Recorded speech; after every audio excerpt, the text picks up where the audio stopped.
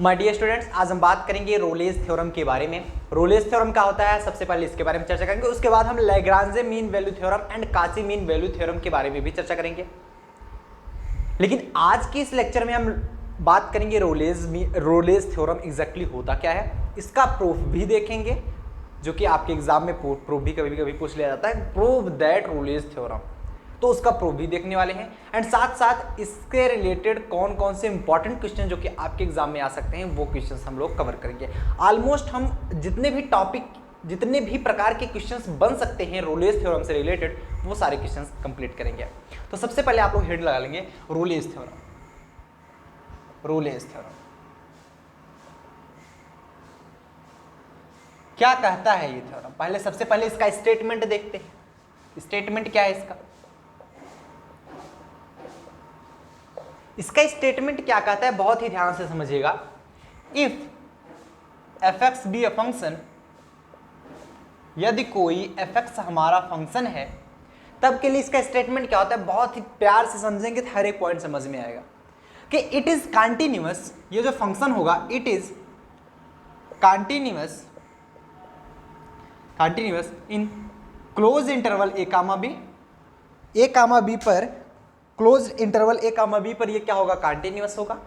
And open interval पर ये differentiable अगर होना चाहिए, मतलब कंडीशन बताई जा रही है कि अगर कोई फंक्शन एफ एक्स हम कंसीडर करते हैं, वो अगर कोई भी पॉइंट ए कामा बी पर, जो कि क्लोज्ड इंटरवल के बारे में बात की जा रही है, उस पर अगर कंटिन्यूअस है, अगर open interval a comma b पर वो डिफरेंशिएबल है। दूसरा point, it is differentiable in open interval a comma b. And तीसरी कंडीशन यहां पर अप्लाई होगी कि f of a is equal to f of b हो रहा है। देन तब आप कह सकते हो देयर एग्जिस्ट, तब हम कह सकते हैं कोई ऐसा पॉइंट होगा। मतलब आप बात समझो पहले ध्यान से, हमने एफ एक्स कोई फंक्शन माना, और उस फंक्शन के लिए यह शर्त लगाई जा रही है कि वो कंटिन्यूअस हो closed interval a comma b पर, वो डिफरेंशिएबल हो open interval a comma b पर, एंड एफ ऑफ ए की वैल्यू एफ ऑफ बी के बराबर आ रही हो, तो देन देयर एग्जिस्ट, तब आप कह सकते हो कोई पॉइंट सी होगा जो कि बिलोंग ए कामा बी कर रहा होगा, f dash c is equal to 0 होना चाहिए। This is your Rolle's theorem. यही आपका रोल्स थ्योरम है। बात समझ में आई? रोल्स थ्योरम क्या कहता है, एक बार फिर से समझ लो कि अगर हमने कोई भी फंक्शन कंसीडर किया हुआ है, उस फंक्शन के लिए पहली कंडीशन ये आती है कि अगर वो कंटिन्यूअस है closed interval a comma b पर, वो डिफरेंशिएबल है open interval a comma b पर, एंड एफ ऑफ ए की वैल्यू एफ ऑफ बी के बराबर आ रही है उस फंक्शन के लिए, तब आप कह सकते हो देन देयर एग्जिस्ट, तब आप कह सकते हो कोई पॉइंट सी होगा जो कि ए कामा बी से, मतलब ए और बी दोनों से रिलेटिव होगा, उसके लिए f dash c equal to 0 होना चाहिए। मतलब अगर आप रोल्स थ्योरम आप प्रूव भी करोगे या फिर कोई क्वेश्चन लगाओगे, वहां पर मान लो ए कामा बी 1 और 3 दिया गया हो, 1 और 3 दिया गया हो, तो सी क्या मिलेगा, कुछ 1 और 3 के बीच में, 1 और 3 के बीच में कुछ ऐसा पॉइंट मिलेगा, 2 मान लो मिल गया, तो वो रिलेट कर रहा होगा। तो यही कह रहा है रोल्स थ्योरम। फिर से बात समझ लो, अगर कोई मैंने फंक्शन ले लिया और वो function closed interval a comma B कुछ भी हो सकता है, क्वेश्चन में भी आपका दिया रहेगा। अभी आप समझेंगे क्वेश्चन तो आपको एग्जैक्टली सभी कुछ मालूम हो जाएगा। तो ए कामा बी पर वो क्या होना चाहिए, कंटिन्यूअस होना चाहिए। Open interval a comma b पर वो उसी पॉइंट पर ओपन इंटरवल पर वो डिफरेंशिएबल होना चाहिए। और एफ ऑफ ए और एफ ऑफ बी की वैल्यू भी अगर बराबर है, तब आप कह सकते हैं देन देयर एग्जिस्ट, ये देयर एग्जिस्ट है। सी जो होगा वो बिलोंग होगा ए कामा बी से, f dash c equal to 0 आएगा। ये समझ में आया? अब इसका हम प्रूफ देखने वाले, क्योंकि प्रूफ पूछा जाता है, प्रूफ काफी इंपॉर्टेंट है। आओ देखते हैं प्रूफ क्या होगा इसका। लिखेंगे प्रूफ देखेंगे। यहां पर स्टेटमेंट में दिया जा रहा है कि given that it is continuous a comma b, ये लिखेंगे given that function f of x is continuous in, या एट लगा सकते हैं, a comma b, closed interval a comma b पर ये क्या है, कंटिन्यूअस है। देन फ्रॉम मोस्टेस्ट थ्योरम। अब ये थ्योरम क्या कहता है ये भी मैं अभी समझा दूंगा। मोस्टेस्ट थ्योरम के अनुसार, मोस्टेस्ट थ्योरम ये कहता है कि अगर कोई भी फंक्शन किसी भी पॉइंट पर कंटिन्यूअस है तो वो फंक्शन उस पॉइंट पर क्या करेगा, वो फंक्शन क्या करेगा, दो वैल्यू अटेन करेगा, या तो मैक्सिमम वैल्यू अटेन करेगा या मिनिमम वैल्यू अटेन कर पाएगा, दो कंडीशन निकलती है। तो मोस्टेस्ट थ्योरम यही कहता है कि अगर कोई फंक्शन किसी भी पॉइंट पर कंटिन्यूअस है तो वो या तो मैक्सिमम या तो मिनिमम अटेन करेगा, मतलब वो अपनी जो वैल्यू प्राप्त करेगा वो मैक्सिमम प्राप्त करेगा या फिर मिनिमम प्राप्त करेगा। तो यहां पर आप लिखेंगे क्या, क्योंकि fx जो है वो कंटिन्यूअस है a कामा b पर, तो जो फ्रॉम मोस्टेस्ट थ्योरम कह सकते हैं जो फंक्शन fx होगा विल अटेन, वो प्राप्त करेगा, अटेन इट्स मैक्सिमम और मिनिमम वैल्यू, होगा कि नहीं होगा। और जब ये maximum and minimum value attain करेगा तो वहां पर दो कंडीशन उत्पन्न होंगी, देन देयर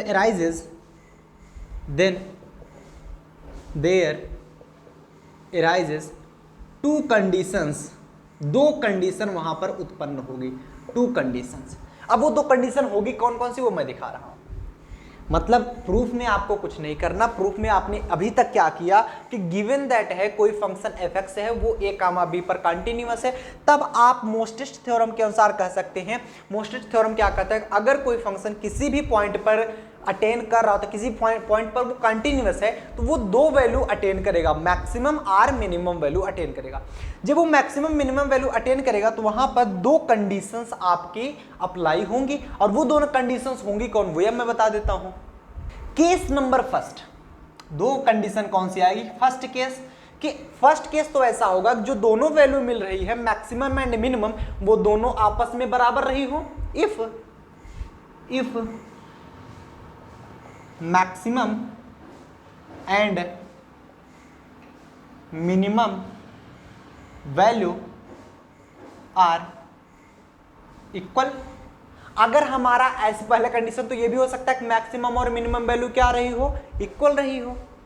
आप बता सकते हैं कि जब हमारा minimum and maximum value equal हो जा रही है तो इसका मतलब फंक्शन हमारा क्या है, कांस्टेंट है।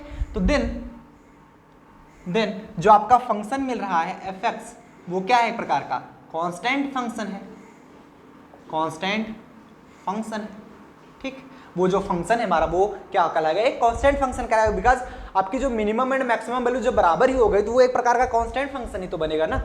और जब वो फंक्शन कांस्टेंट फंक्शन है तो उसका डिफरेंशिएशन क्या होगा बताओ जरा, होगा। अगर कोई फंक्शन कांस्टेंट फंक्शन है तो उसका डिफरेंशिएशन 0 होगा। एंड हम सभी जानते हैं कि फॉर एवरी कंडीशन आप बताओगे जो x है that's belong to a comma b, जो x है वो a कामा b से बिलोंग करता है। आल्सो आप दिखा सकते हो, क्योंकि आपको प्रूफ क्या करना है कि एक जो तीसरा पॉइंट है c वो a कामा b से बिलोंग करता है। आल्सो c जो है वो बिलोंग करता है a कामा b से, जो कि एग्जिस्ट कर रहा होता है। c बिलोंग कर रहा है a कामा b से। जब x भी a कामा b से बिलोंग कर रहा है, c भी a कामा b से बिलोंग कर रहा है, तो हम f डैश x की जगह क्या लिख सकते हैं, c दैट्स 0। आया कि नहीं आया? मतलब मेरी बात समझो कि पहली कंडीशन तो ये मिलेगी कि जब आपकी मैक्सिमम एंड मिनिमम वैल्यू बराबर हो जाए, एंड बराबर होने के बाद होगा क्या, ये ग्राफ आपको प्लॉट होगा कुछ इस प्रकार से। ये मान लो मिनिमम वैल्यू रही हो, मैक्सिमम वैल्यू भी बराबर ही हो जाए दोनों की, ये रही, ये दिस इज योर ए, यहां पर लिख लो a point, this is your b point. ये मिनिमम मान लो, ये मैक्सिमम मान लो। अब मिनिमम मैक्सिमम दोनों बराबर दिख रहे हैं, दोनों बराबर दिख रही हैं। ये ग्राफ ऐसे कुछ बनेगा, कांस्टेंट ग्राफ बन रहा है, देख पा रहे हो। और यहां पर कोई पॉइंट सी रहा होगा ये, और यहां पर एफ डैश सी क्या हो जाएगा, 0 ही हो जाएगा, बिकॉज उसमें आप देख पा रहे हो कि कोई maximum and minimum value constant है। एंड आप यहां पर बता सकते हो जब ये कांस्टेंट वैल्यू है तो आप कह सकते हो कि उसका डिफरेंशिएशन 0 होगा। एंड x जो है वो रिलेट कर रहा है a कामा b से, वो क्योंकि वहां से a कामा b से बिलोंग कर रहा है। आल्सो आप जानते हो कि जो c पॉइंट है वो भी a कामा b से बिलोंग कर रहा है, तो x की जगह हम c लिख सकते हैं, बस और कुछ भी नहीं। आप कुछ c की जगह दूसरा कुछ मान लो, आपकी बुक में मान लो कुछ दूसरा दिया गया हो, अलग अलग पब्लिकेशन की बुक अलग अलग चीजें लेती है। तो जो सी की जगह पर वो दूसरा फंक्शन आप मान सकते हो, जरूरी थोड़ी है सी ही मानोगे। तो हम सी मान के चल रहे हैं और लास्ट तक हम सी ही मानते चलेंगे। ठीक है, आप कोई दूसरा फंक्शन मान लो, आप जाई मान लो फंक्शन, कुछ भी मान लो, आप फाइव मान लो फंक्शन, आपकी इच्छा है। तो हम यहाँ पर सी मान के चल रहे हैं और सी मान के ही आगे तक हम लोग सॉल्व करेंगे। आइए दूसरी कंडीशन के बारे में चर्चा कर लेते हैं। दूसरी कंडीशन क्या है? केस नंबर 2, केस नंबर 2 कि जब आपका maximum and minimum value equal ना हो, मतलब डिस्टिंक्ट हो। If maximum and minimum value are distinct, मतलब अलग अलग हो। मैक्सिमम और मिनिमम वैल्यू जो है वो डिस्टिंक्ट है, अलग अलग है। तब के लिए आप क्या कहोगे? जब वैल्यू डिस्टिंक्ट होगी तो वहां पर दो चीजें मिल सकती हैं, या तो आपका जो एफ होगा वो मिनिमम पर मिलेगा, या तो आपका एफ मैक्सिमम पर मिलेगा। यहां पर ध्यान से समझिएगा, मैं एक ग्राफ बनाने की कोशिश करता हूं आपको समझाने के लिए। ये रहा, माना तौर पे this is your a, this is your a. ये ग्राफ कुछ ऐसे बनेगा, ठीक है। मान लो ये कुछ ऐसा बना है, ठीक। ग्राफ अच्छा नहीं बना, कोई बात नहीं, कोई बात नहीं। मान लो ये पॉइंट रहा हो से, ये रहा आपका ए, ये रहा बी और ये रहा सी। एंड एफ एक्स मान लो इस पॉइंट पर रहा हो। एफ एक्स मान लो जो वहां पर f dash c equal to 0 दे रहा है, तो ये पॉइंट तो एफ एक्स रहा होगा ना, कोई पॉइंटर मिला रहा होगा। तो एफ एक्स मान लो कि let f x maximum value है एट सी पर। तो यहां पर लिख सकते हैं लेट फंक्शन जो एफ एक्स है that is maximum, maximum at point c. And आप मिनिमम भी इसी सिमिलरिटी ही दिखा सकते हो, जितना मैं बताऊंगा सब कुछ वैसे रहेगा। सिमिलरिटी आप मिनिमम के लिए भी दिखा सकते हो कि ये ग्राफ कुछ ऐसा बन रहा होगा, ऐसा, ठीक आएगा सेम। तो एक ही आपको दिखाना है, दोनों नहीं दिखाना है।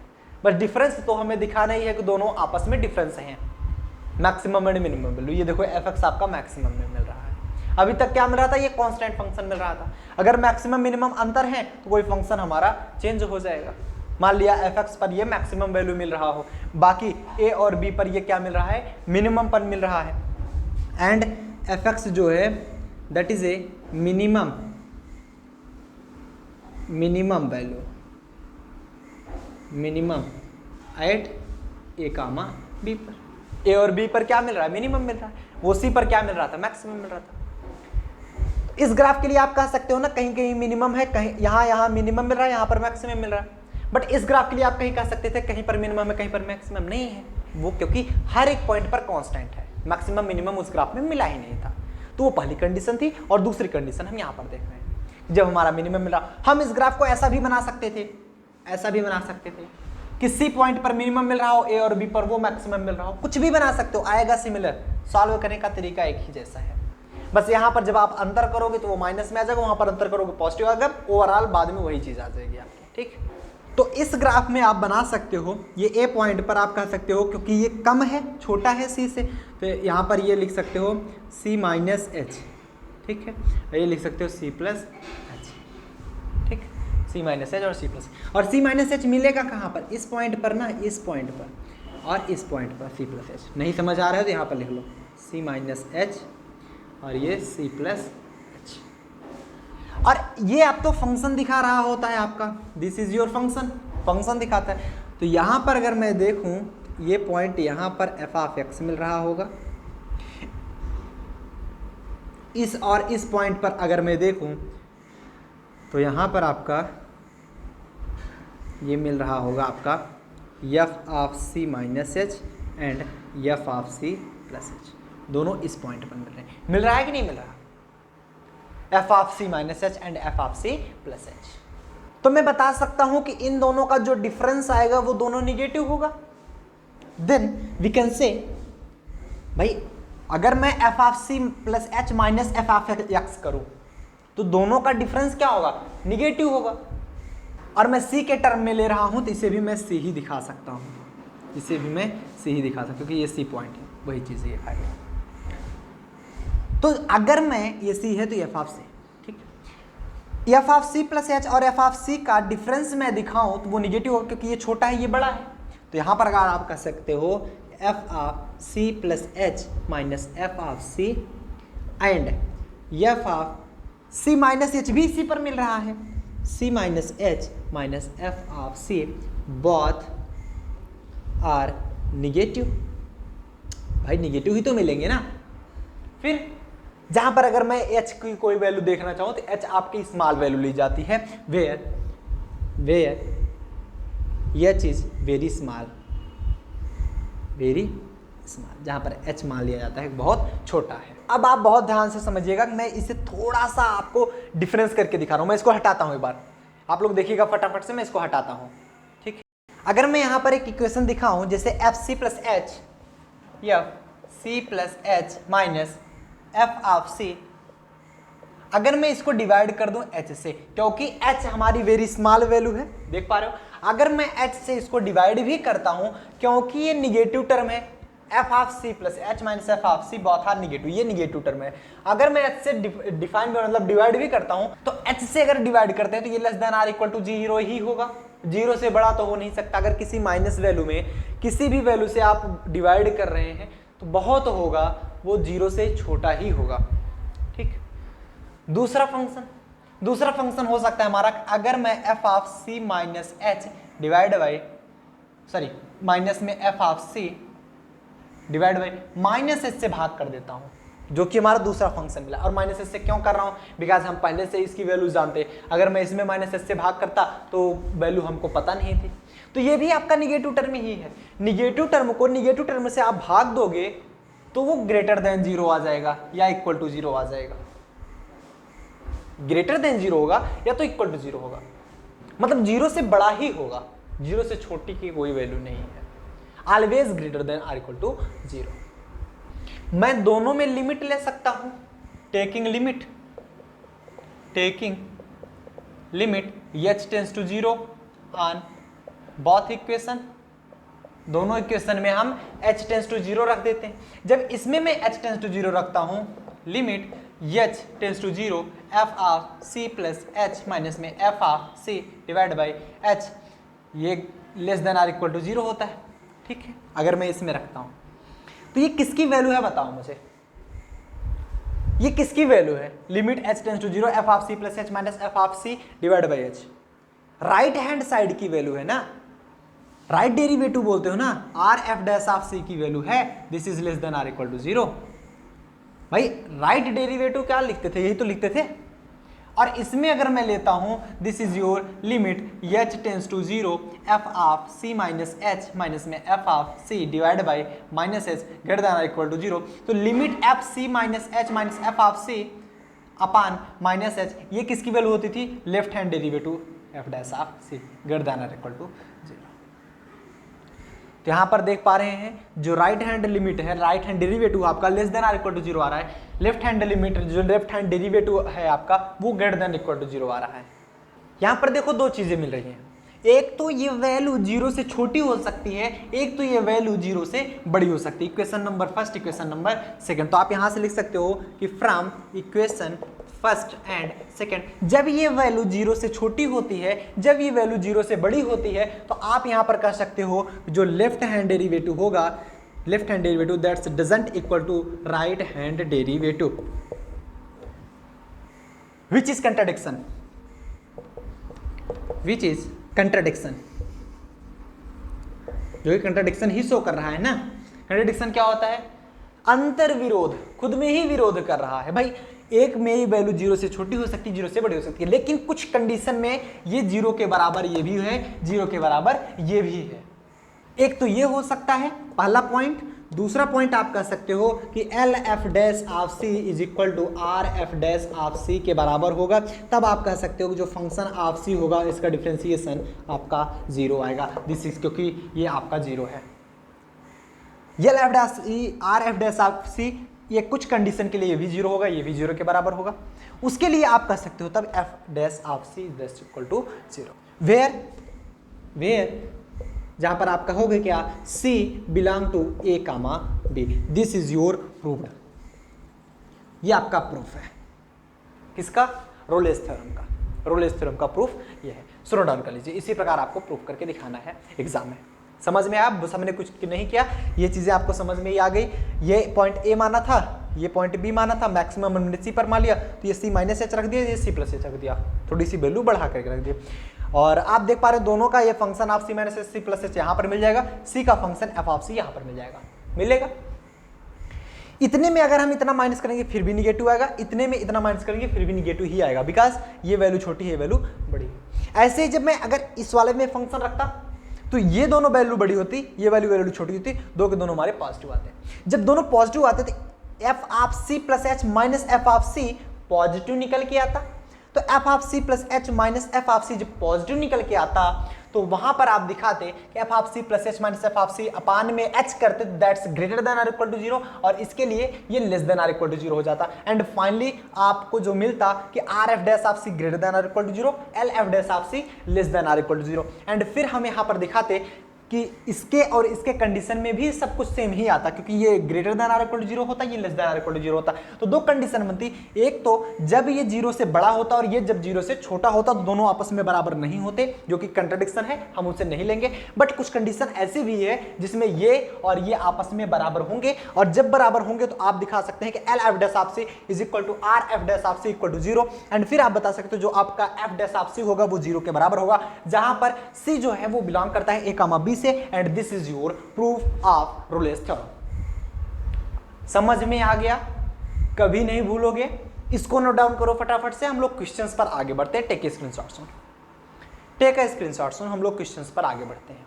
एक क्वेश्चन हमारा कह रहा है, क्वेश्चन क्या कह रहा है कि verify Rolle's theorem in -1, 1 for the function fx equal to x square. यहाँ पर a और b की वैल्यू क्या दी जा रही है, -1 एंड 1।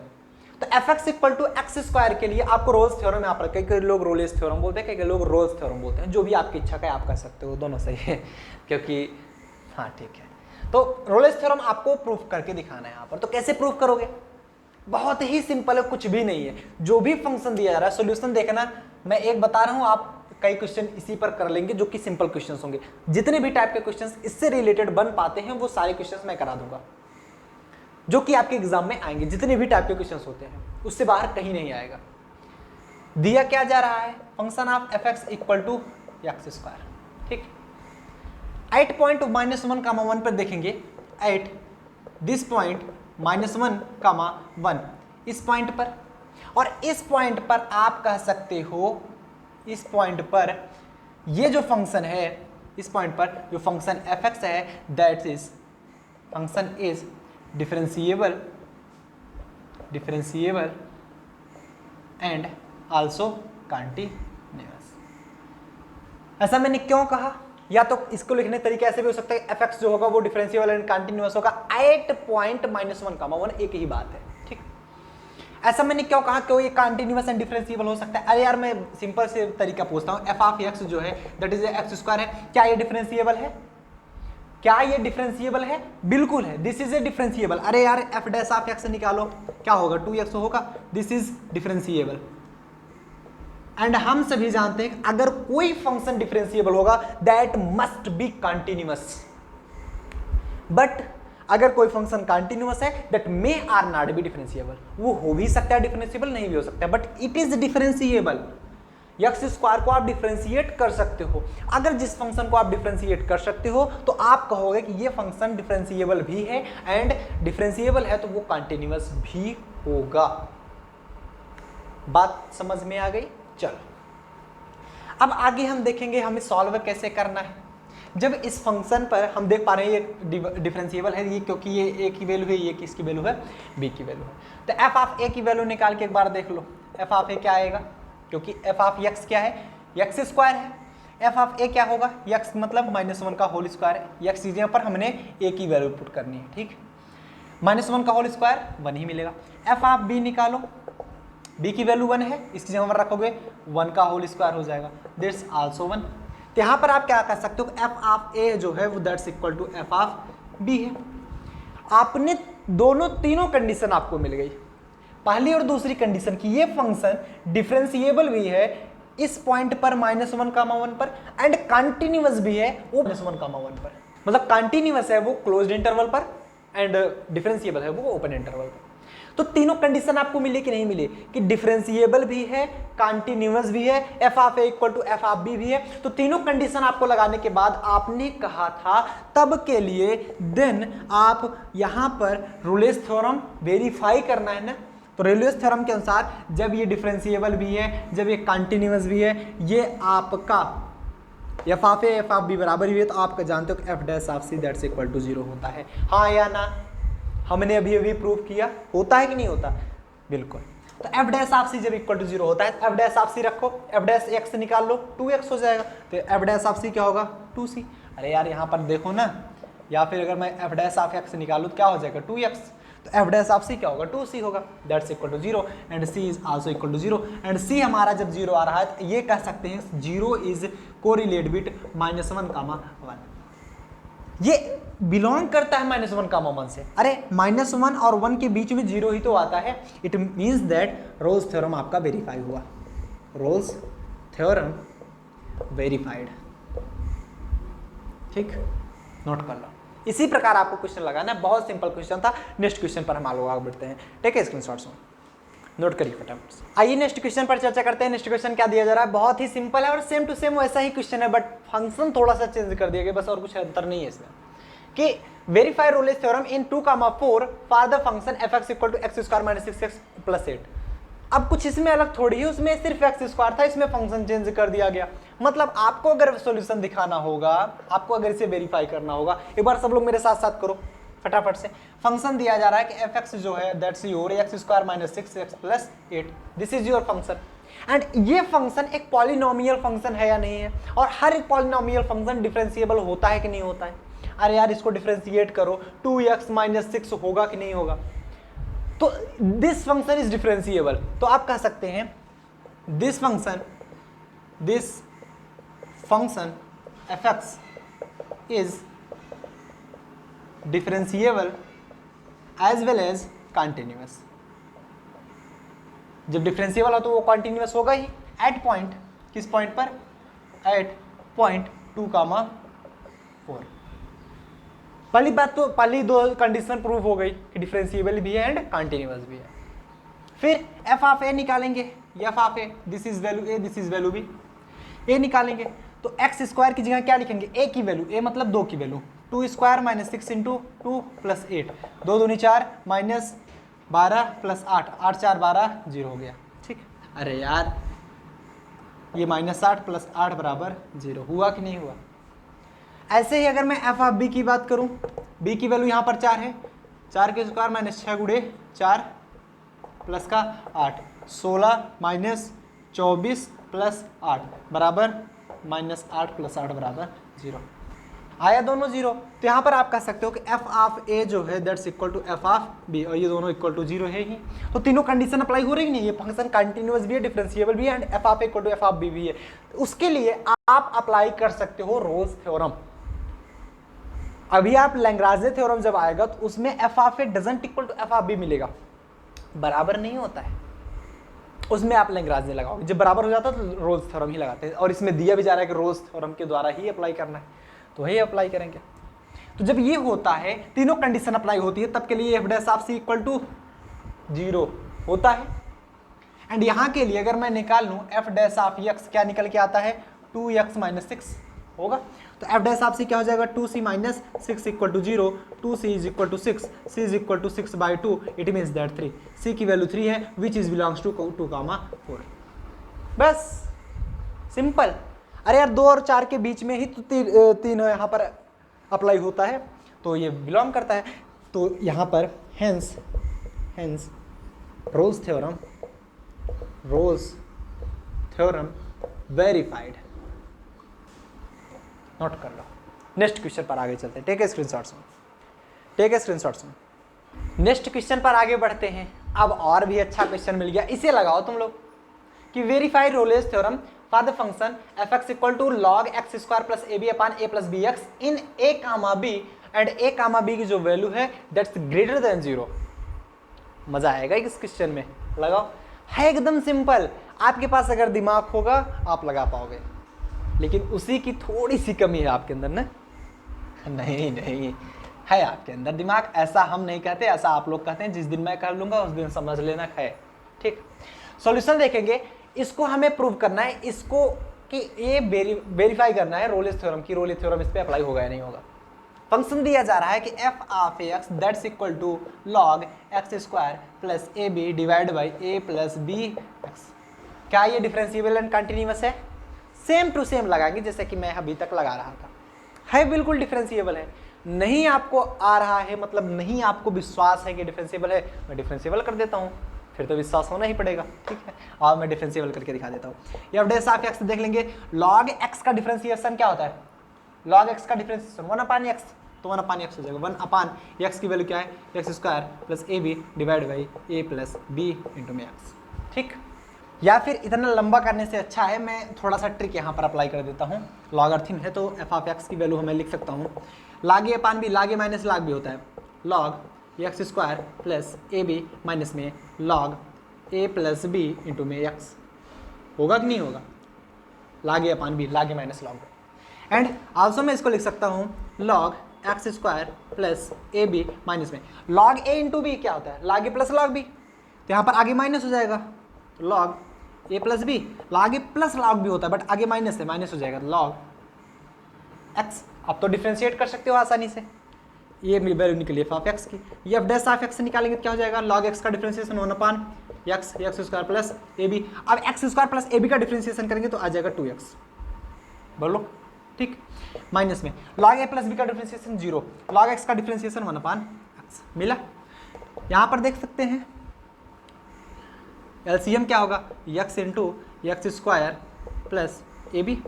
एक्स का इधर मल्टीप्लाई करेंगे 2x square, x square plus a b के उधर मल्टीप्लिकेशन करेंगे, बीच में है minus, minus x square minus में ए बी। क्या हो जाएगा? 2x square minus x square, x square minus a b divide by ये क्या बचा आपका? एक्स इंटू में x square plus a b मिला। This is your f dash of x, this is your f dash of x. अब बोलो ये differentiable है कि नहीं है? बिल्कुल है। तो this function is differentiable, this function F x क्या है? ये डिफरेंशिएबल भी है, डिफरेंशिएबल भी है एंड कंटिन्यूअस भी है। जब अगर डिफरेंशिएबल होगा तो कंटिन्यूअस होगा। 2 पॉइंट लागू हो गए। अब तीसरा पॉइंट क्या कहता है? तीसरा पॉइंट कहता है f of a equal to f of b होना चाहिए रोल्स थ्योरम अप्लाई करने के लिए। एफ ऑफ ए और एफ ऑफ बी देख लो इसमें देखोगे ना, इसमें थोड़ी देखोगे, तो एफ डैश ऑफ सी है। तो एफ ऑफ ए देख लो, एफ ऑफ ए क्या है? ए ही है। ठीक, ये तो अच्छी बात होगी ना। लॉग एक्स क्या रखोगे? ए रखोगे तो ये क्या हो जाएगा? ए स्क्वायर प्लस में a b divide by a plus b into में एक्स। क्या हो जाएगा? Log a square plus a b divide by ये देखो एक्स की जगह क्या आ जाएगा? A into a square plus a b. ये कट जाएगा, आपस में बच जाएगा log 1, log 1 की वैल्यू होती है 0। आया? ऐसे ही आप एफ ऑफ बी भी निकाल लो। जहां जहां एक्स है वहां पर आप बी रखोगे। क्या रखोगे? लॉग बी स्क्वायर प्लस में a b divide by a plus b into में बी। तो ये क्या हो जाएगा? Log b square plus a b divide by a b plus में बी स्क्वायर, और ये आपस में कट जाएगा log 1, और log 1 की वैल्यू होती है 0। तो यहाँ से आपने देखा क्या? यहाँ से आपको मिल रहा है f of a that's equal to f of b that's equal to 0। हालांकि हमेशा 0 ही नहीं मिलेगा, क्वेश्चन के अकॉर्डिंग होता है, तो आप इसको मत समझ लेना कि हमेशा ये 0 ही मिलने वाला है। दैट्स कुछ भी मिल सकता है, f of a equal to f of b equal कुछ भी मिल सकता है, but f of a f of b के बराबर होना चाहिए बस। जब ये तीनों कंडीशन अप्लाई होती है कि ये फंक्शन डिफरेंशिएबल भी है, कंटिन्यूअस भी है, f of a f of b के बराबर भी है, देन यू कैन से कि that f dash of c that's equal to 0 कर सकते हो। एफ डैश एक्स की वैल्यू आपने ऑलरेडी निकाली है, तो एफ डैश सी क्या हो जाएगा? जहां जहां एक्स है वहां सी हो जाएगा। तो क्या है? X square minus a b है, तो ये हो जाएगा c square minus a b divide by c into c square, c into में सी स्क्वायर प्लस में a b. This is equal to 0 and ये यहाँ पर जाएगा 0 हो जाएगा, c square minus a b equal to 0, c square equal to a b. Taking square root on both side, यहाँ पर लिख लेंगे taking square root on both side, दोनों तरफ स्क्वायर रूट लेंगे, सी बराबर plus minus square root of a b मिल जाएगा। और ए बी जो है square root of a b that is a, ये बिलोंग करता है ए कामा बी से। बातें समझ में आ गई? क्लियर होता है? अरे रूट ए बी किससे बिलोंग करता है, ए और बी से ही तो बिलोंग करता है, तो मतलब क्या हुआ यहाँ पर ये वेरीफाइड, ये वेरीफाइड। चलो रोल्स ने यहाँ पर साइन कर दी, वैसे अभी तो हम कर रहे हैं, वो जब बना रहे थे तो वो उन्होंने किया था इस क्वेश्चन पर, तो आज हमने कर दिया। ठीक, नोट कर लो फटाफट से, टेक स्क्रीनशॉट्स में। नेक्स्ट क्वेश्चन मैं आपके लिए देता हूँ, फटाफट से इसको लिख लो और होमवर्क लिख लो, कर लोगे करा दें, नहीं तो काफ़ी स्टूडेंट फिर कहेंगे अरे सर नहीं आया। तो एक काम कर लिया करो, जैसे मैं जो चीज़ होमवर्क के लिए बोल दूँ तो उसको आप यहाँ भले ही देख लिया करो, बट उसके एक बार जाकर घर पे रिवाइज कर ही लिया करो, घर पे हो ही आप ऑलरेडी, एक बार उसको रिवाइज कर ही लिया करो।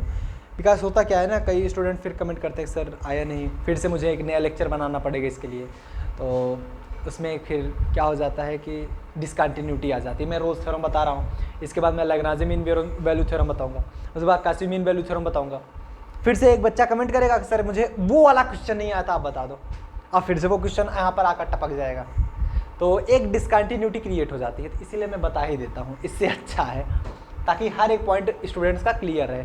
और इससे अलावा कोई और क्वेश्चन नहीं, इसको बताने का तरीका ये है कि काफ़ी स्टूडेंट भूल गए होंगे जो क्यूब का पार्ट होता है उसे मैं कैसे डिफाइन करता हूँ, मतलब डिफ्रेंशिएट तो नहीं बोलेंगे उसे मैं, जैसे आप क्या करते हो कि x² + 2x + 3 है, इसको आप x + 1 x - 2 के इस रूप में लिख देते हो, तो क्यूब वाला टर्म कैसे लिखते हैं काफ़ी स्टूडेंट भूल गए होंगे, तो उससे टर्म में मैं एक बार बता ही देता हूँ, और थोड़ा बड़ा भी हो जाता है, तो कमज़ोर स्टूडेंट के लिए कोई थोड़ी दिक्कत होती है। तो हर एक पॉइंट्स आप सीख जाएंगे तो आप कमज़ोर रह ही नहीं जाएंगे, आप ऑलरेडी एक अच्छे लेवल पर पहुँच जाएंगे। इसलिए मैं कहता हूँ हर एक सेशन देखते रहो ना, ऑल थिंग समझ में आएगी, कोई भी ऐसी चीज़ नहीं है जो कि आपको समझ में नहीं आएगी। Verify Rolle's theorem for the function, इतना है। सब लोग मेरे साथ साथ लगाओ, हाँ ये हो सकता है, और शर्त लगा लो मुझसे पहले कौन लगा सकता है, बस हो गया, और लगा आप ही लोगे, जिसको आता रहेगा, जिसको नहीं आता रहेगा वो भी लगा सकता है। कब मैं बताता रहूँ, कोई भी पॉइंट नहीं समझ में आ रहा वो हिंट ले लो, फिर अपने मन से लगाते नहीं स्टार्ट करो, इसको एक बार देखो और उसके बाद खुद से लगाना स्टार्ट करो मेरे साथ साथ। चलो शर्त स्टार्ट करें, 1 2 3 गो। हमें समझाना भी आ रहा है तुमको, स्पीड ही नहीं बनानी, स्पीड बनानी होती तो फिर क्या दिक्कत ही थी, तो फिर आपसे पहले मैं सॉल्व कर लेता। कारण क्या है, आप नोटबुक में सॉल्व करो, नोटबुक में पेन धीरे चलती है, यहाँ पर पेन तेज चलती है, इधर सिल्वरी है। तो फंक्शन क्या है आपका, f(x) that's equal to x³ minus में 6x² प्लस में 11x माइनस में 6। ये क्या है, एक पॉलिनोमियल फंक्शन है, और ये सभी लोग जानते हो दिस इज डिफरेंशिएबल, ये फंक्शन आपका डिफरेंशिएबल है। अगर नहीं आपको समझ में आ रहा है कि फंक्शन डिफरेंशिएबल है या नहीं है, काफ़ी बच्चे ऐसे कहते हैं नहीं मैं नहीं मानता कि डिफरेंशिएबल नहीं है। क्यों नहीं मानोगे भाई, पॉलिनोमियल फंक्शन है, डिफरेंशिएबल होगा, मानना पड़ेगा। नहीं मानते तो मैं यहाँ पर हूँ, मैं आपको ज़बरदस्ती मानने पर मजबूर कर दूंगा। क्यों, क्योंकि मैं प्रूफ दिखा दूंगा। यहाँ पर f' निकाल लेंगे अगर, तो ये क्या हो जाएगा 3x² माइनस में 6x प्लस में 11 मिलेगा। बहुत अच्छा। अब यहाँ पर आप ध्यान देना, तो ये क्या कह सकते हैं, this function is differentiable and continuous as well. ठीक, डिफरेंशिएबल या कंटिन्यूअस भी, दो चीजें अप्लाई हो गई। लेकिन अभी एक तीसरी चीज आती है कि f(a) क्या निकल के आएगा, f(b) क्या निकल के आएगा, वो चीज यहाँ पर मालूम होना चाहिए। बट एक बात याद रखना यार, यहाँ पर ना तो f(a) दिया जा रहा है ना तो f(b) दिया जा रहा है। ये चीज सबसे बड़ी इंपॉर्टेंट चीज निकल के आती है। ना तो यहाँ पर f(a) है, मतलब a की वैल्यू भी नहीं है, एंड b की वैल्यू भी नहीं है। और a और b की वैल्यू आप निकालोगे कैसे, ए और बी की वैल्यू आप निकालोगे कैसे, जब भी ऐसी कंडीशन है। इसलिए मैं बता रहा हूं इसको, ताकि आपको समझ में एग्जैक्टली आ जाए कि जब भी ए और बी की वैल्यू ना दी रही तब कैसे आप रोल्स थ्योरम अप्लाई कर सकते हो। तो यहां पर कोई लिमिट नहीं दी जा रही एग्जैक्टली, ठीक है। सिंस आप यहां बताओगे हियर इंटरवल वही ए और बी इज नॉट गिवन, यहां पर इंटरवल गिवन नहीं है, हेंस इंटरवल निकालते हैं सबसे पहले। जब भी इंटरवल गिवन ना हो तो जो भी फंक्शन आप ले रहे हो उस फंक्शन को आप 0 के बराबर दिखा दो। मतलब ये फंक्शन जो दिया जा रहा है, इस फंक्शन को अगर मैं 0 के बराबर दिखा दूं तो आपको कुछ ना कुछ लिमिट मिल जाएगी एग्जैक्टली। तो ये जैसे फंक्शन है, इस फंक्शन को मैं तब के लिए f(x) में 0 के बराबर दिखा सकता हूं, क्योंकि हमें इंटरवल नहीं मालूम, इंटरवल निकालने के लिए, ठीक है। चलो एफ ऑफ एक्स क्या है, वैल्यू रख दो एक्स क्यूब माइनस में 6x स्क्वायर प्लस में 11x माइनस में 6 इक्वल टू 0। मैं इसे देख के बता सकता हूँ कि आ गया x minus 1 x minus 2 x minus 3 इक्वल टू 0 डायरेक्ट, बट आप भी आ जाएगा, प्रैक्टिस करते रहोगे आ जाएगा, बट कोई नहीं, मैं इसे सॉल्व कर देता हूँ। इसे आप कैसे सॉल्व करते हो सबको पता है। This is your x cube minus में एक्स स्क्वायर माइनस में 5x स्क्वायर प्लस का 5x प्लस का 6x माइनस में 6 इक्वल टू 0 कर सकते हो। एंड तोड़ना सबको आता है, ये अब मैं यहाँ पर नहीं सिखाने वाला। This is your BSc first year and ये चीज़ें आप सीखते हो 9th-10th में, ठीक। तो क्या होगा, ये एक्स स्क्वायर कॉमन कर लोगे, x माइनस 1 बचेगा, माइनस 5x कॉमन कर लोगे तो यहाँ पर क्या बचेगा, x माइनस 1 बचेगा, यहाँ पर 6x कॉमन कर लोगे तो यहाँ पर क्या बचेगा, x minus 1। This is your equal to 0। तो यहाँ पर देख सकते हैं x माइनस 1 सभी में कॉमन है, तो x माइनस 1 निकालेंगे तो बचे क्या, एक्स स्क्वायर माइनस में 5x प्लस का 6 इज इक्वल टू 0। तो यहाँ पर देखेंगे आपका x माइनस 1 रह ही जाएगा, इसको फिर से तोड़ोगे, एक्स स्क्वायर माइनस में 2x माइनस में 3x प्लस में 6 इज इक्वल टू 0। अरे यार देखो, minus 2x minus 3x minus का 5x मल्टीप्लाई करो 6x स्क्वायर, क्या हो जाएगा ये, this is your x minus 1। और यहाँ पर आप देख लेंगे क्या मिलेगा आपका, x कॉमन कर लेंगे तो x माइनस 2 मिलेगा, माइनस का 3 कॉमन कर लेंगे तो x माइनस 2 मिलेगा। This is your equal to 0। तो यहाँ पर क्या आ गया आपका, x minus 1 x minus 2 x minus 3 is equal to 0। तो यहाँ पर x इज इक्वल टू मिला 1, 2, 3, x की वैल्यू मिल गई। तो आप इंटरवल क्या मान सकते हो, फर्स्ट एंड लास्ट आप इंटरवल मान सकते हो। जब भी आपका 3 वैल्यू आ जाए तो आप इंटरवल फर्स्ट एंड लास्ट मान लोगे। 2 वैल्यू आ जाती है तो वहां पर आप इंटरवल क्या मानते हो, वही 2 वैल्यू। सो योर इंटरवल क्या आ जाएगा, interval this is your 1, 3 and value आपकी 2 आनी चाहिए। अगर 2 वैल्यू आ जा रही है तो आपकी वैल्यू सही है, मतलब आप सही जा रहे हो। चल निकालना क्या है, अब यहां पर आपने देखा क्या कि सबसे पहले आपने इंटरवल निकाल लिया, डिफरेंशिएबल तो हमने दिखा ही दिया था। जब आपका इंटरवल आ गया तो आप 1, 3 इंटरवल पर देख पा रहे हो, ठीक, बहुत अच्छे। एंड अगर मैं यहाँ पर एफ ऑफ ए दिखाना चाहूँ, एफ ऑफ ए मतलब एफ ऑफ 1 की वैल्यू, एफ ऑफ 1 की दिखाना चाहूँ, ये इसकी जगह 1 रखूँगा तो 1 का क्यूब 1 माइनस में 6 प्लस का 11 माइनस में 6 बराबर 0। क्या मिलेगा, 1 माइनस 6 माइनस का 5 से 11 माइनस 6 प्लस का 5 बराबर 0। एफ ऑफ बी रखेंगे, अगर ये इंटरवल ना रहा होता तो एफ ए और बी रखते कहाँ से, अपने मन से। ये बी है आपका 3 तो मतलब एफ ऑफ 3, 3 का क्यूब 27 माइनस 3 3 9 9 6 54 प्लस में 11 33 माइनस में 6 तो 27 प्लस 33 60, 27 33 60, 54 और 6 60 बराबर 0 आया। यहाँ पे से आपने दिखाया कि f of a is equal to f of b is equal to 0। अगर ये है तो आप अप्लाई कर सकते हो। आप क्योंकि जब आप जानते हो ना ये डिफरेंशिएबल भी है, कंटिन्यूस भी, एंड ये भी अप्लाई हो रहा है कि f of a equal to f of b, तो आप दिखा सकते हो कि f dash of c that's your 0। F dash of x क्या निकाले हो, 3x स्क्वायर तो 3c स्क्वायर हो जाएगा माइनस में 6c प्लस में 11 बराबर 0। इसको सॉल्व करेंगे तो क्या होगा, कुछ बनेगा। अगर जैसे ऐसे नहीं आ रहा, श्रीधराचार्य नियम लगा दो यार, श्रीधराचार्य रूल, बहुत पुरानी बातें आ गई, क्लास 9th की ना, किस में पढ़े थे, 9th में 8th में, कहाँ पढ़े थे मुझे भी नहीं याद है, ऐसे ही यहीं पर पढ़ाया जाता है, 8th 9th में ही पढ़ाया जाता है।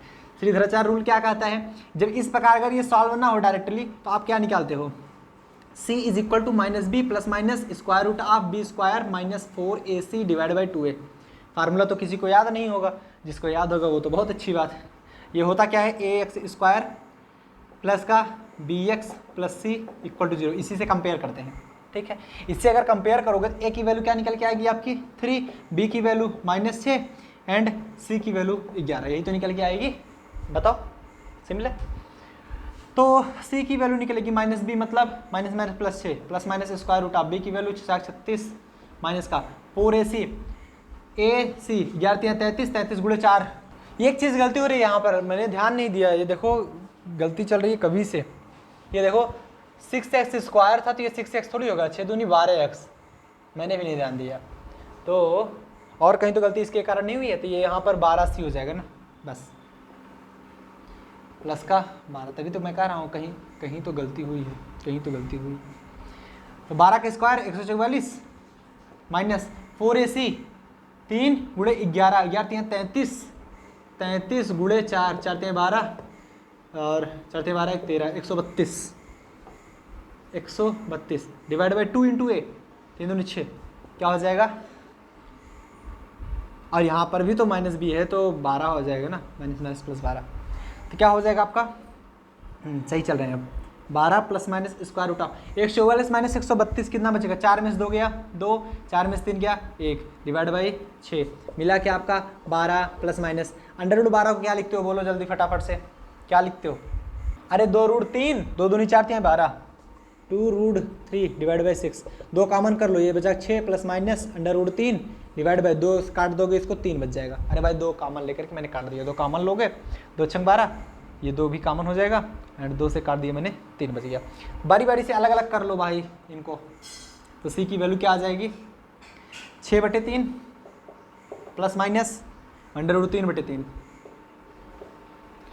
6/3 को 2 लिखते हो प्लस माइनस अंडर रूट 3/3 को लिखते हो 1/√3 एंड 1/√3 की वैल्यू क्या होती है यहाँ पर? 1/1.732 that is less then 1 also. भाई 1/1.732 1 से कम ही आएगा, 1 से कम ही आएगा, कुछ भी आ सकता है, जो भी आए उस पर हमें माथापच्ची नहीं करनी ज़्यादा, जो भी आएगा 1 से कम आएगा। तो 2 में अगर मैं 1 जोड़ता हूं, 2 में अगर मैं 1 जोड़ता हूं तब 3 मिलता है, 2 में 1 घटाता हूं तब 1 मिलता है, लेकिन इसकी जो वैल्यू है 1 से कम है। अगर मैं घटा भी देता हूं फिर भी 1 से ज़्यादा ही रहेगा, जोड़ भी देता हूं तो मैं 3 से कम ही रहूंगा। इसका मतलब 1 और 3 के बीच में ही मैं हूं।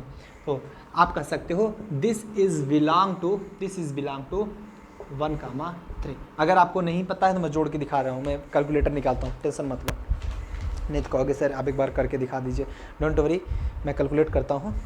और कौन इतनी देर गुड़ा भाग करे, मैं कैलकुलेट डायरेक्ट कर लूँगा, ठीक। कैलकुलेटर ही नहीं मिल रहा, कैलकुलेटर कहाँ गया भाई? 1/1.732, 1/1.732, दिस इज योर 0.57, 0.57 इसकी वैल्यू आती है 0.57। तो अगर मैं c बराबर दिखाऊं 2 + 0.57 तो ये क्या आ जाएगा? 2.57 which is less then 3, which is less then 3। अगर मैं दिखाऊं 2 - 0.57 तो ये क्या आ जाएगा? 2 में से 5 7 घटा दो, 2 - 0.57 ये आ जाएगा 1.43, 1.43 विच इज ग्रेटर देन 1। तो also this is belong between 1 and 3 and आपका ये एक ठप्पा मिल गया वेरीफाइड का, वेरीफाइड का, ठीक। नोट कर लो फटाफट से, टेक ए स्क्रीनशॉट सुन, टेक ए स्क्रीनशॉट सुन। समझ में बात आ गई? क्लियर होता है? सबको समझ में आया? अगर इसी तरह के आप कंप्लीट सेशंस देखना चाहते हो, मतलब आप एक्सरसाइज के सारे क्वेश्चंस करना चाहते हो, एक भी नहीं छोड़ना चाहते, बुक पीडीएफ चाहिए, हैंड रिटन नोट्स चाहिए, फिजिक्स केमिस्ट्री मैथ का कंप्लीट सॉल्यूशन चाहिए एंड कंप्लीट पूरी लाइव क्लासेस चाहिए, आपकी लाइव क्लास स्टार्ट हो चुकी है। डिस्क्रिप्शन बॉक्स में लिंक दिया जा रहा है, आप जाकर टीच स्ट्रीम का ऐप डाउनलोड कर सकते हैं, उस ऐप में आप बैच भी ज्वाइन कर सकते हैं। फर्स्ट सेमेस्टर के लिए एंड फर्स्ट ईयर के लिए, मैं दोनों के लिए बता दे रहा हूँ, जो कि आपकी निग्लिजिबल प्राइस रखी गई है अभी के लिए एंड जस्ट बिल्कुल निग्लिजिबल है। फिजिक्स केमिस्ट्री मैथ तीनों पढ़ाया जाएगा फर्स्ट सेमेस्टर, मतलब 6 महीने आपको पढ़ाए जाएंगे। इसमें आपको पूरी बुक की पीडीएफ नोट्स मिलेगी, हैंड रिटन नोट्स मिलेगा, प्लस में डाउट सॉल्विंग भी होगा, आपका लास्ट ईयर क्वेश्चन पेपर भी सॉल्व कराया जाएगा जिसे आप अनसॉल्व पेपर क्वेश्चन कहते हो एंड मोस्ट इंपॉर्टेंट क्वेश्चन जो मैं देता हूं उसका भी सोल्यूशन यहाँ पर मिलेगा। एंड सबसे मुख्य बात, फिजिक्स के न्यूमेरिकल सारे मिलेंगे जो कि आपको कहीं नहीं मिलते हैं, ना तो यूट्यूब पे मिलेंगे, ना तो ऑफलाइन कोचिंग में मिलेंगे, कहीं नहीं पढ़ाए जाते न्यूमेरिकल्स, कंप्लीट न्यूमेरिकल्स जो कि आपके कंप्लीट न्यूमेरिकल्स यहाँ पर कराए जाएंगे। एंड मैथ के कंप्लीट एक्सरसाइज के क्वेश्चन कौन कराता है? जैसे मैं रोज थ्योरम बताया, यहाँ पर 3-4 टाइप्स के क्वेश्चन बता दिया। अब कंप्लीट एक्सरसाइज का क्वेश्चन कौन करा रहा है? सब रोज थ्योरम बताते हैं, 2 ही क्वेश्चन बता के खत्म कर देते हैं। कंप्लीट एक्सरसाइज कौन बता रहा है? नहीं बता रहा, लेकिन वहां पर यह सब बताया जाएगा। ये एमसीक्यू टाइप क्वेश्चन कौन सॉल्व करा रहा है बीएससी के लिए? नहीं करा रहा है। बट इसीलिए आप सभी को ये लॉन्च किया गया है और इसकी प्राइस 5000 है, लेकिन सिर्फ अभी 2500 में आपका मिल जाएगा फॉर 6 मंथ, मतलब फर्स्ट सेमेस्टर है तो 6 मंथ के लिए मिलेगा। और फर्स्ट ईयर के लिए अगर बात ज्वाइन करते हैं, दिस इज 4000 पर 1 ईयर। PCM तीनों पढ़ाया जाएगा, फिजिक्स केमिस्ट्री मैथ। ऐसा नहीं सिर्फ एक सब्जेक्ट, पूरा पढ़ाया जाएगा। जितने की आप किताब खरीदोगे उतने में आपका पूरा बैच मिल जाएगा। ठीक, सिर्फ 4000 पे करो, आप पूरा साल पढ़ो। 2500 पे करना चाहते हो तो आप पूरे 6 महीने पढ़ो आराम से, कोई दिक्कत नहीं है। इतना नोट करिए फटाफट से, नोट कर लिए। चलिए सो गाइज मिलते हैं नेक्स्ट लेक्चर साथ। टिल देन आप लोग बढ़िया से पढ़ाई करें। नेक्स्ट लेक्चर में हम क्या बात करेंगे, नेक्स्ट लेक्चर हमारा होगा लैग्रांजे मीन वैल्यू थ्योरम, जिसे आप LMVT के नाम से जानते हो। उसके बाद हम काजी मीन वैल्यू थ्योरम के बारे में बात करेंगे। सो गाइज मिलेंगे नेक्स्ट लेक्चर साथ। टिल देन आप लोग बढ़िया से पढ़ाई करें। All the very best.